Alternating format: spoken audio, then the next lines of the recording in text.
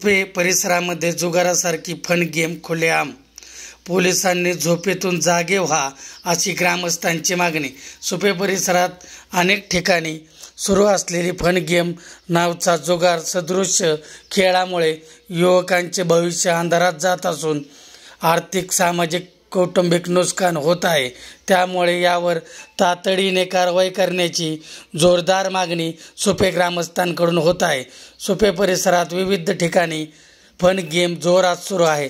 ही game मोबाईलद्वारे बॅलन्सच्या स्वरूपात टाकली जात आहे। त्यामुळे अल्पवयीन मुले, बेरोजगार युवक याच्या आहारी जात आहे।